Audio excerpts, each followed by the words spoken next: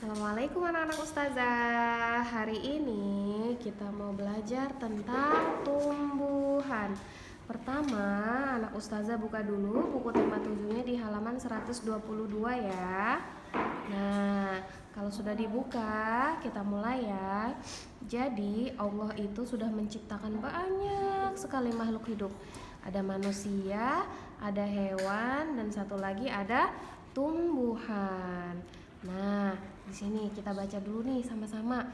Jadi, tanaman itu terdiri atas beberapa bagian. Ada akarnya nih. Kita lihat di sini gambarnya ya. Ada akarnya, ada batangnya, ada daun, ada buah, ada biji-bijinya, juga ada bunganya. Semua bagian dari tumbuhan ini mempunyai manfaat dan bisa dimanfaatkan oleh manusia. Contohnya, nih, ini pohonnya kan ada buahnya. Buahnya bisa kita makan. Contohnya, ada buah pisang, buah semangka, buah mangga, buah jeruk, dan ada juga tanaman yang bisa kita makan daunnya. Contohnya ada daun bayam, daun kangkung, daun pepaya, daun sawi, dan banyak lagi. Terus ada juga loh bijinya yang bisa dimakan. Contohnya biji kedelai, biji jagung, biji kacang hijau, dan masih banyak lagi. Terus kalau akar kira-kira bisa dimakan gak ya? Ternyata ada beberapa tumbuhan yang akarnya itu bisa kita makan. Contohnya singkong, ubi, kentang. Contoh tanaman tiga tadi itu contoh tanaman yang akarnya bisa dimakan. Terus kalau batang, tenang. Ada juga tumbuhan yang batangnya bisa kita makan. Contohnya adalah batang tebu.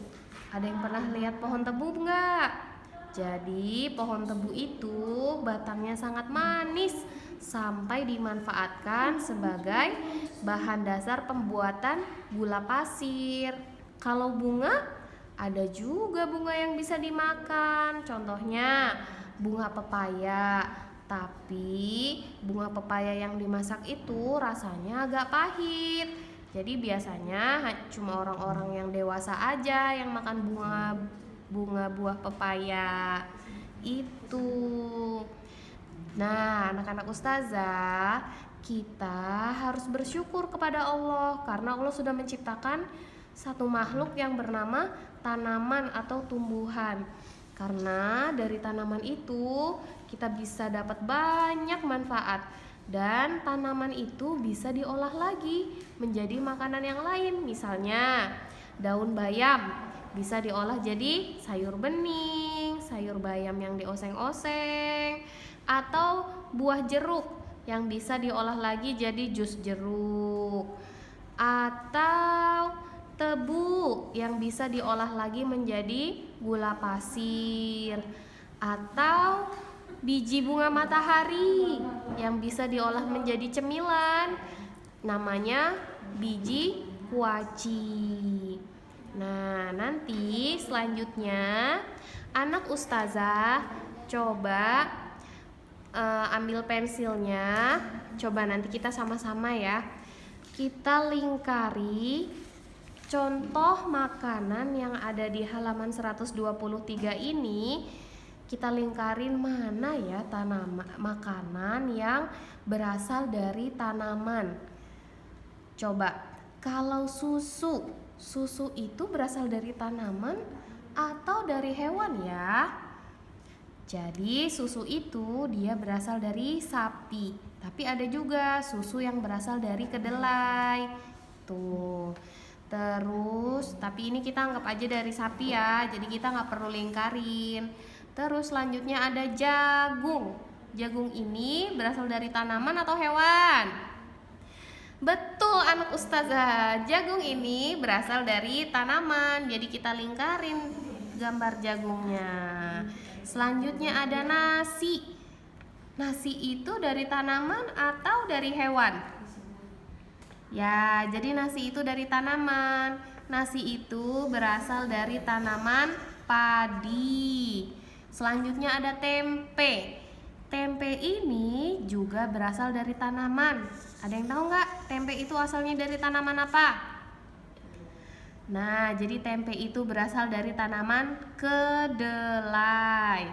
Selanjutnya ada ikan. Ikan ini dari tanaman atau hewan? Udah jelas ya, ikan itu dari hewan.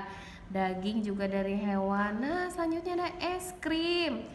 Es krim itu dibuatnya dari susu dan juga bahan-bahan lainnya. Jadi kita nggak perlu lingkarin ya. Selanjutnya keju. Keju juga dari susu. Jadi awal mulanya keju itu dari hewan. Yang terakhir ada buah-buahan yang berasal dari tanaman. Nanti di halaman selanjutnya, di halaman 124, anak ustazah tugasnya adalah menghubungkan dari kata yang di tengah untuk dipasangkan dengan gambar yang sesuai. Yang pertama ada biji. Kira-kira manakah bagian tumbuhan ini yang merupakan biji? Ternyata ada tumbuhan lain loh yang merupakan bagian dari biji, yaitu padi. Betul, jadi tumbuhan padi itu dia bijinya dimanfaatkan untuk menjadi nasi yang anak ustazah makan selama ini. Selanjutnya ada daun. Kita lihat ya. Ada daun sawi. Terus ada lagi daun apa ya? Daun kangkung. Masya Allah. Selanjutnya buah. Kita hubungkan ke buah jeruk. Selanjutnya ke batang. Batang apa ya? Ternyata masih ingat nggak tadi yang dimanfaatkan untuk menjadi gula pasir? Betul, batang pohon tebu. Selanjutnya ada akar. Tadi kan ada 3 contoh, singkong, ubi, dan kentang. Berarti singkong ini termasuk ke dalam akar. Dan yang terakhir ada bunga, yaitu bunga kol. Alhamdulillah sudah selesai tugasnya. Anak ustazah rajin-rajin belajar di rumah. Dibaca lagi buku tema 7-nya ya. Jangan lupa murojaah dan jaga kesehatan. Dadah.